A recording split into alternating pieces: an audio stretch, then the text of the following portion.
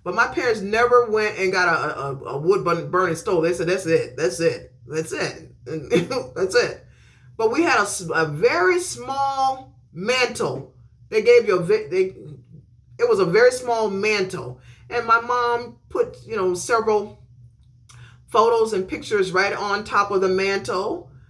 But when I hear the term mantle, that's what I think about. I just think about a mantle over a fireplace or whatever. But most church folks, hey, I'm talking about the super saved folks, the super saved people. Hey, when they hear the term mantle, they go in. I mean, they go all the way in. They go in. Hey, the mantle, my mantle, hey, my mantle, my mantle, hey, my mantle, my mantle. That's all they talk about. My mantle, hey, my mantle. No. Sometimes we just need to keep it simple. Oh, you have a mantle? Okay, what is it made out of? Wood? Brick? Stainless steel? Stone? Marble? We don't always have to be so deep. We don't have to all be so super saved. Mantle, super saved. No. Your mantle is you need to make sure that you have things in order. If you know that you have some family members, God forbid if something happened to you, they're going to get the craziest looking.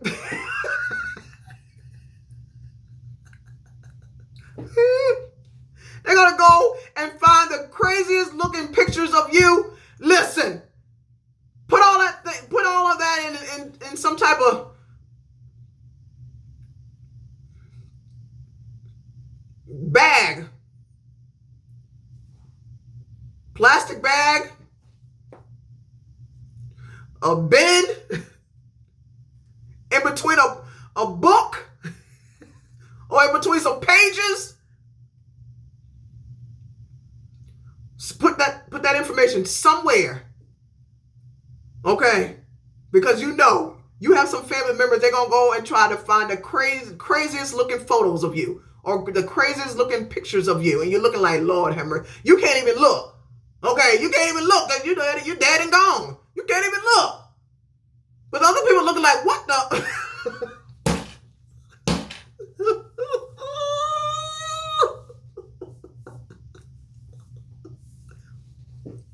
And I'm not laughing because I know when but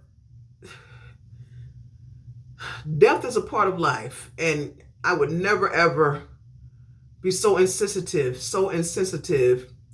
and make light of it. No, but I'm just trying to share some information with you, okay?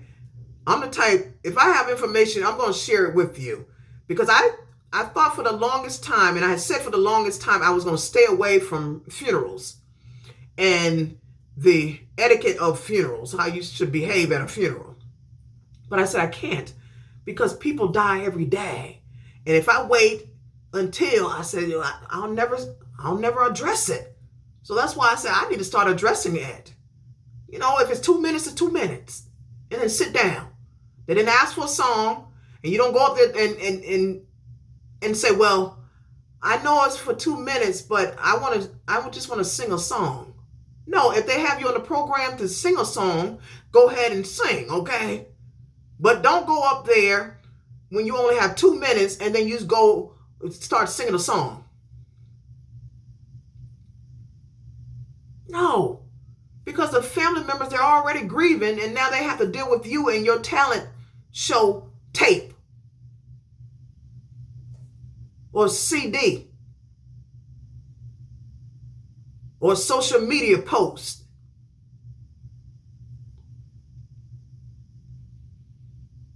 Right. So make sure you have your things in order and go ahead and start looking at, and like I said, I'm not speaking death. I'm not speaking death. Cause listen, okay, I'm not speaking death. I don't speak death and curses and things. No, that's not me. That's not my ministry. But go ahead and look through some photos and say, okay, listen, okay, if I want about 3 or 4 photos, maybe from my, when I was an infant and then a toddler and then an adolescent, excuse me, And then when I was a teenager, and maybe when I was an adult or whatever, go ahead and look for them right now and just put them to the side. Because I'm telling you, you're going to have some family members, they're going to go and find the craziest looking photos or pictures of you, and you're looking like, Lord have mercy, Jesus. You can't see it. But other folks at the, they're looking at the program or the obituary looking like, why did they choose that photo? What is that all about? Convoy. You have a convoy everywhere. We deal with a convoy all the time. And if you think about it, you're like, yeah, you know what? Yes. Okay. Now I'm in a grocery store. You're in a grocery store. And you're actually in a convoy. Sometimes you end up in the wrong convoy. Meaning wrong aisle. Especially when it's time for you to check out. You're standing in line, and then all of a sudden, the cashier says click, and the light goes dim or dark. Why? Because you followed a convoy. You saw everybody else in that line, so you're like, listen, I'm gonna go and get in that, stand in that line as well. And the person said, nope, this is the last person. Okay, now who is the last person? That's why you need to learn how to follow directions and instructions. Now, who is the last person? The cashier specifically said, this person is the last person. But you have somebody in the back of the convoy that's not paying attention. Ask the question again. Now, who is the last person?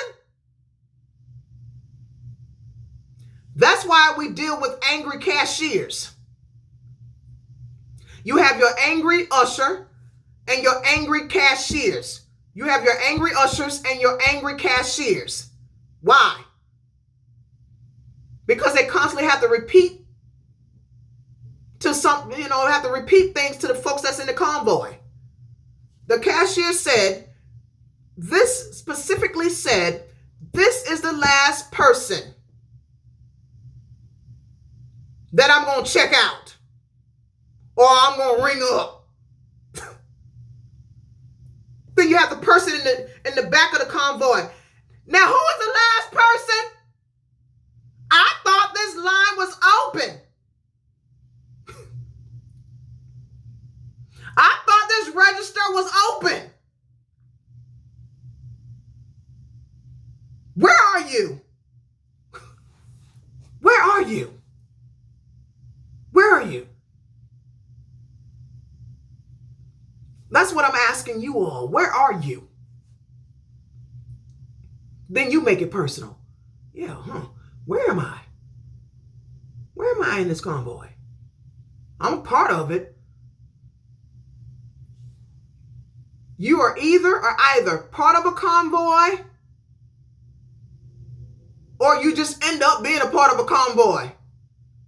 Because you have people still driving in and down in the lane that's closed. But you didn't even ask to be a part of it. You didn't ask to be a part of the convoy? No. And because of that, now we have to sit in traffic for 3, 4, or 5 hours. Because you have a million vehicles that's behind the hard-headed and disobedient one. Because they said, well, hey, that person doing it, he did it, therefore I'm going to follow him. Or she did it, therefore I'm going to follow her. So you have a million vehicles following you in the closed lane.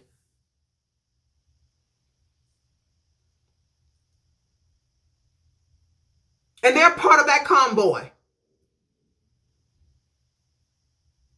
The ones that didn't even read the highway sign.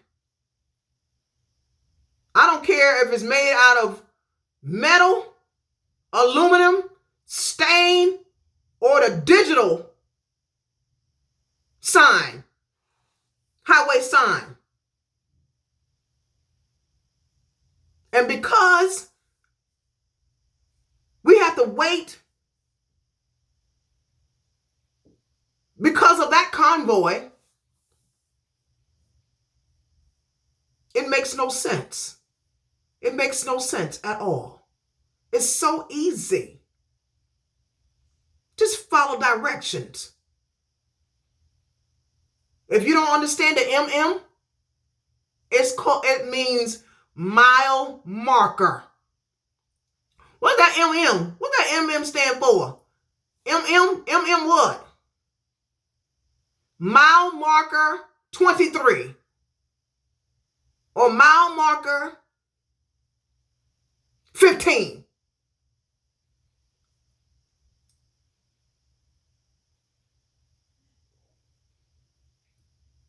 Now we have to turn around and ask, where are you? Where are you? You were supposed to be a part of this convoy.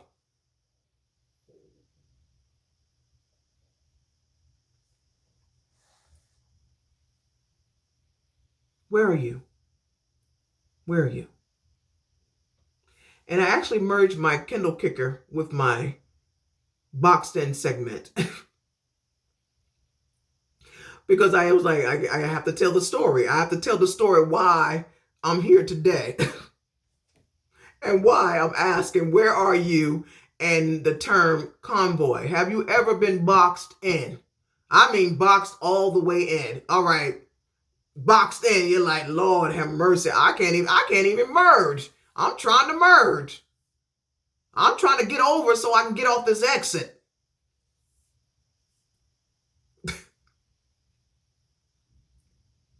Boxed in. Have you ever been boxed in? And when you choose to accompany a person, guess what? You have relinquished all of your rights. All of your rights. All of them. What do you mean by all of them? What about some of them? Maybe just some of them? No, all of them. Because now you're part of that person's convoy. That person is the leader of that convoy.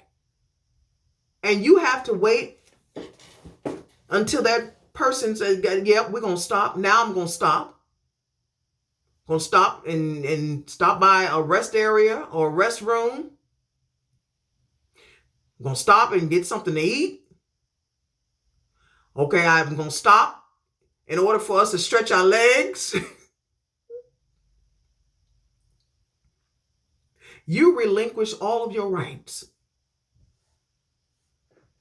Same thing with a church van, the white church van. Okay, I don't know about any other color vans. I'm talking about the white church vans.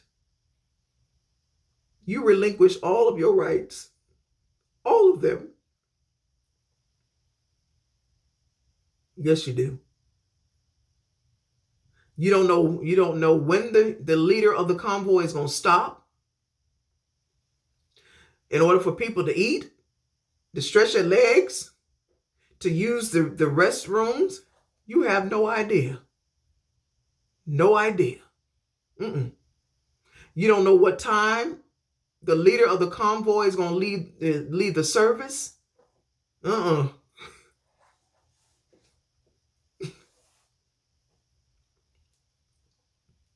Therefore, you need to just prepare yourself that you're going to be there all night. At least 6 or 7 hours.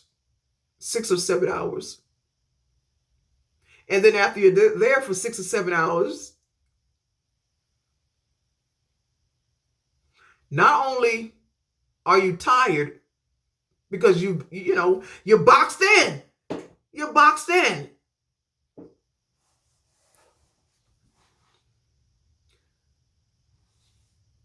Not only are you tired because you've been at that service for about 7 hours, You now have to wait for all of the passengers to now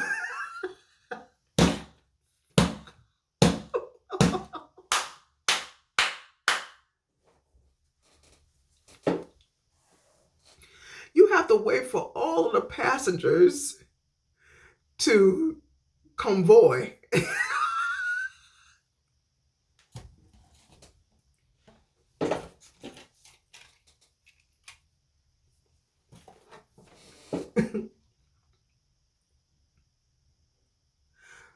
Convoy. A group convoyed or organized for convenience or protection in moving. You have to wait for them. Mother, Palmietta, Palm Senior, Palm Junior. He's like, he said, I'm not going. Are you kidding me? I'm not traveling. No. Auntie Palmette or Sister Palmette, you have to wait for them now to show up at the white van. And God forbid if it's a service that they decided to serve refreshments after the service.